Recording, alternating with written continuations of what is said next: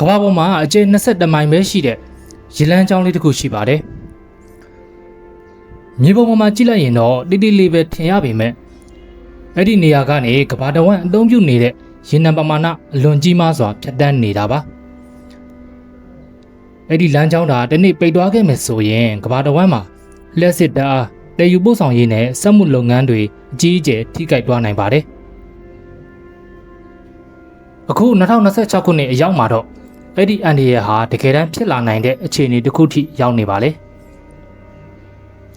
ဖေဖော်ဝါရီလ28ရက်နေ့မှာအမေရိကန်နဲ့အစ္စရေးတို့ပူးပေါင်းပြီးတော့အီရန်နိုင်ငံတွင်းကိုစစ်ရေးတိုက်ခိုက်မှုတစ်ခုပြုလုပ်ခဲ့ပြီးတဲ့နောက်အရှေ့အလယ်ပိုင်းဒေသတစ်ခုလုံးမှာတင်းမာမှုတွေမြင့်တက်လာခဲ့ပါတယ်အီရန်တို့ဘက်ကလည်းပြန်လည်တုံ့ပြန်တဲ့အခြေအနေတွေကိုပြသလာတာကြောင့်ကမ္ဘာတဝန်းကလူတွေစိုးရိမ်တကြီးစောင့်ကြည့်နေကြပါတယ်ဒီတင်းမာမှုတွေကြားမှာအားလုံးရဲ့အောင်ဆိုင်မှုကြားရောက်နေတဲ့နေရာတစ်ခုရှိပါတယ်။အဲ့ဒါကတော့ကမ္ဘာစီးပွားရေးရဲ့လေပင်လိုတောင်ခေါ်ကြတဲ့ Hormuz ရေလက်ကြားဖြစ်ပါတယ်။ဒီရေလမ်းကြောင်းလေးဟာပါရှန်ပင်လယ်ကွေ့နဲ့ကမ္ဘာပင်လယ်ကြီးကိုဆက်သွယ်ပေးထားတဲ့တစ်ခုတည်းသောအဓိကလမ်းကြောင်းဖြစ်ပြီးတော့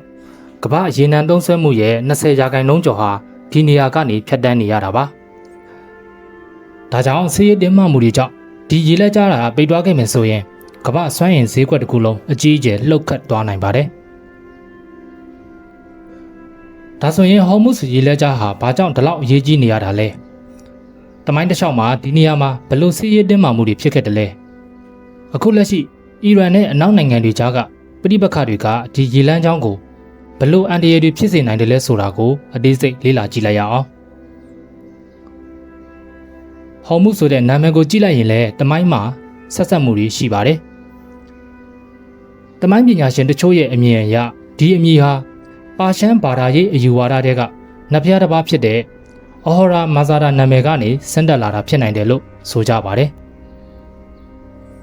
တချို့ကတော့ရှေးခေတ်ကပါရှန်ပင်လယ်ကွေ့အနီးမှာရှိခဲ့တဲ့ကုံတွေရေးအင်ပါယာတစ်ခုဖြစ်တဲ့အော်မုစ်ကင်ဒန်နာမည်ကနေဆင်းသက်လာတာလို့လည်းယူဆကြပါတယ်။ဘလို့ပဲဖြစ်ဖြစ်ဒီနေရာဟာရှေ့ခေတ်ကတည်းကကုံတွေရေးအတွက်အရေးကြီးတဲ့ရေလမ်းကြောင်းတစ်ခုဖြစ်ခဲ့တာတော့မပြောင်းလဲတဲ့အမှန်တရားတစ်ခုပါပဲအထူးသဖြင့်ရှေ့ခေတ်ကအိန္ဒိယတရုတ်အာရပ်ဒေသနဲ့ဥရောပတိုက်တွေကြားကုံတွေရေးလောက်ရမှာဒီရေလမ်းကြောင်းဟာအဓိကအခန်းကဏ္ဍတစ်ခုပါဝင်ခဲ့ပါတယ်အဲ့ဒီခေတ်အခါကပင်လယ်ရေကြောင်းကုံတွေရေးလမ်းကြောင်းတွေကိုပင်လယ်ပိုးလမ်းမကြီးလို့တောင်ခေါ်ကြပါတယ်ဒီလမ်းကြောင်းကနေပိုးတယ်တွေအဖိုးတန်တပ်ထုတွေမော်တော်စီမရှိခင်ကတည်းကအသုံးပြုခဲ့တဲ့ဖိုးတန်ကုန်ပစ္စည်းတွေကိုတိုက်ကြီးတစ်ခုစီကနေတခြားတိုက်ကြီးတစ်ခုစီကိုတည်ယူပို့ဆောင်ခဲ့ကြပါတယ်16ရာစုခန့်ရောက်လာတဲ့အခါမှာတော့ဥရောပကအင်အားကြီးနိုင်ငံတွေဟာဒီရေလမ်းကြောင်းကိုထိန်းချုပ်နိုင်ဖို့စိတ်ဝင်စားလာကြပါတယ်အထူးသဖြင့်ပေါ်တူဂီနိုင်ငံကရေတပ်အင်အားကိုအသုံးပြုပြီးတော့ဟော်မုစ်ဒေသကိုတိမ့်ပိုက်ခဲ့ကကုံတွေရေးလမ်းကြောင်းကိုစိုးမိုးဖို့စ조사ခဲ့ပါတယ်။အဲ့ဒီအချိန်ကတည်းကဒီရေလက်ကြားဟာနိုင်ငံရေးစစ်ရေးနဲ့စီးပွားရေးပြိုင်ဆိုင်မှုတွေဖြစ်ပေါ်နေတဲ့နေရာတစ်ခုဖြစ်လာခဲ့ပါတယ်။ဒါပေမဲ့ဟော်မုစ်ရေလက်ကြားရဲ့အရေးပါမှုဟာတကယ်တမ်းတော့20ရာစုအစပိုင်းမှာပိုပြီးတော့မြင့်တက်လာခဲ့ပါတယ်။1908ခုနှစ်မှာပါရှန်ဒေသမှာရေနံအရင်းမြစ်တွေအကြီးအကျယ်တွေ့ရှိလာတဲ့အချိန်ကစပြီးတော့ဒီဒေတာဟာကမ္ဘာစွမ်းအင်ထောက်ပံ့မှုအတွက်အလွန်အရေးကြီးတဲ့ဒေတာတစ်ခုဖြစ်လာခဲ့ပါတယ်။အဲ့ဒီနောက်ပိုင်းမှာဆော်ဒီအာရေဗျာ၊ကူဝိတ်၊အီရတ်၊ UAE နဲ့အီရန်တို့လိုနိုင်ငံတွေမှာရေနံထုတ်လုပ်မှုအလွန်တိုးတက်လာခဲ့ပါတယ်။ပထဝီဝင်ရကြည့်မယ်ဆိုရင်ဟော်မုစ်ရေလက်ကြားဟာပါရှန်ပင်လယ်ကွေ့နဲ့အိုမန်ပင်လယ်ကွေ့ကိုဆက်သွယ်ပေးထားတဲ့အဓိကရေလမ်းကြောင်းတစ်ခုဖြစ်ပါတယ်။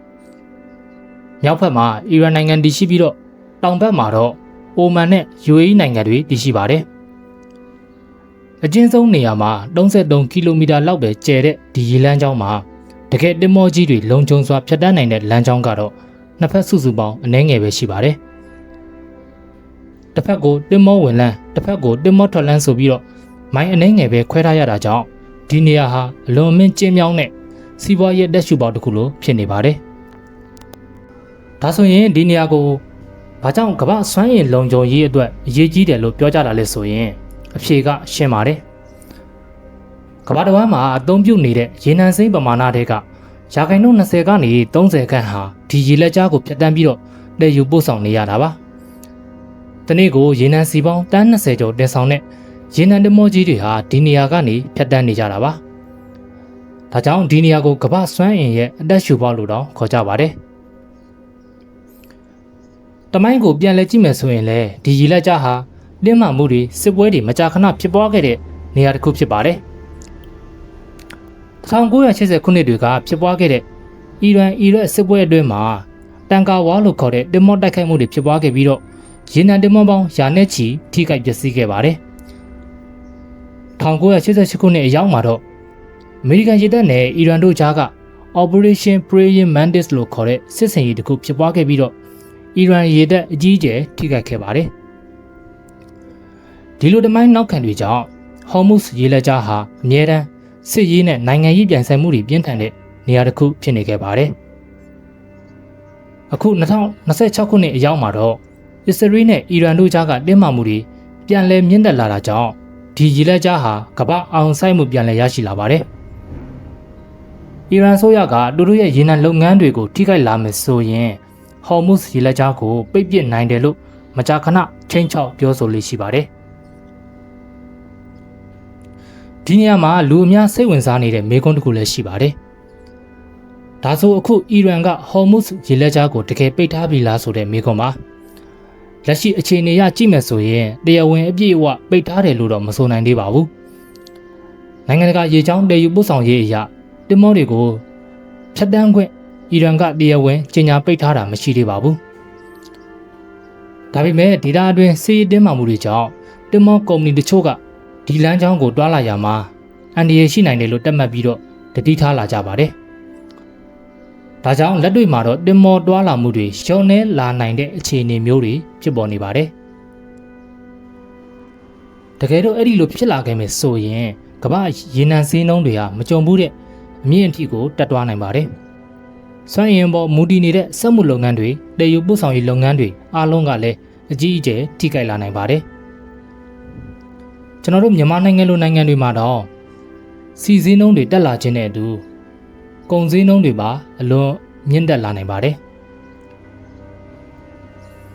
ဒါကြောင့်ဒီနေ့မှာအီရန်ကဒီရေလက်ကြားကိုအမှန်တကယ်ပိတ်လိုက်မယ်ဆိုရင်ပထမဆုံးဖြစ်လာမယ့်အရာကကမ္ဘာရေနံစည်းနှုန်းအလွန်မြန်တက်သွားခြင်းဖြစ်ပါတယ်။ရေနံနေတမောတွေမဖြတ်နိုင်တော့တဲ့အတွက် supply လျော့သွားပြီးတော့စီစည်းကွက်မှာပန်းနဲ့ဘိုင်းဖြစ်လာနိုင်ပါတယ်။အချို့စီးပွားရေးပညာရှင်တွေကတော့အဲ့ဒီလိုဖြစ်သွားခဲ့ရင်ရေနံဈေးဟာတစ်စီကိုဒေါ်လာ150ဒါမှမဟုတ်200နီးပါးအထိတောင်တက်သွားနိုင်တယ်လို့ခန့်မှန်းကြပါတယ်။ရေနံဈေးတက်လာတာနဲ့အတူနောက်တစ်ခုဖြစ်လာမယ့်အရာကတော့တည်ယူပို့ဆောင်ရေးဈေးတွေတက်လာခြင်းဖြစ်ပါတယ်။လေယာဉ်ပျံတွေတင်မောတွေကားတွေအားလုံးဟာလောင်စာဆီကိုမဖြစ်မနေသုံးရတာကြောင့်စီစင်းနှုန်းကတက်လာတာကြောင့်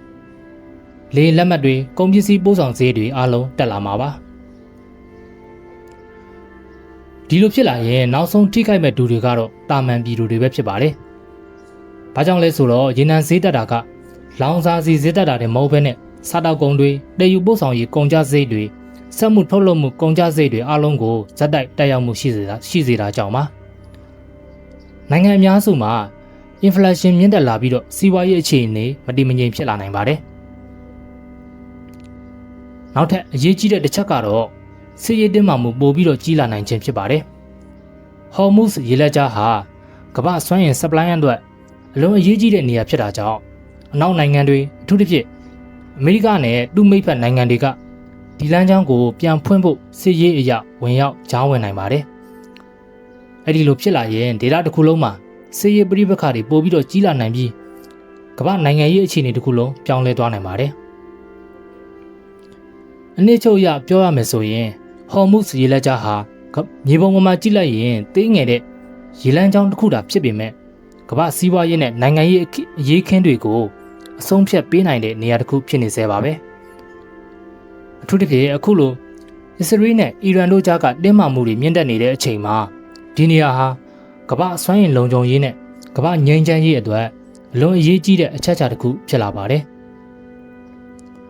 အချိန်ထဲမှာပဲဒီနေရာမှာဖြစ်ပေါ်လာနိုင်တဲ့အဖြစ်အပျက်လေးတစ်ခုကတော့ကမ္ဘာတစ်ဝန်းလုံးကို တက်ရောက်နိုင်တဲ့အကြီးမားဆုံးစွမ်းရည်အကျက်တဲ့တစ်ခုဖြစ်လာနိုင်ပါတယ်။ဒါကြောင့်ဟော်မုစ်ရေလက်ကြားဟာအနာဂတ်ကမ္ဘာနိုင်ငံရေးအတွက်လည်းအရေးပါတဲ့ရေချောင်းဗိုလ်ချက်တစ်ခုအဖြစ်ဆက်လက်တည်ရှိနေမယ့်နေရာတစ်ခုဖြစ်နေပါတယ်။ဗီဒီယိုလေးကိုအဆုံးထိကြည့်ပေးခဲ့ကြလို့အားလုံးကိုကျေးဇူးတင်ပါတယ်။အချက်လက်တချို့လွဲမှားနေတယ်ဆိုရင်လည်းတစ်ချက်ထောက်ပြပေးခဲ့ကြပါဦး။နောက်ဗီဒီယိုတွေမှာပြန်တွေ့ကြတာပေါ့။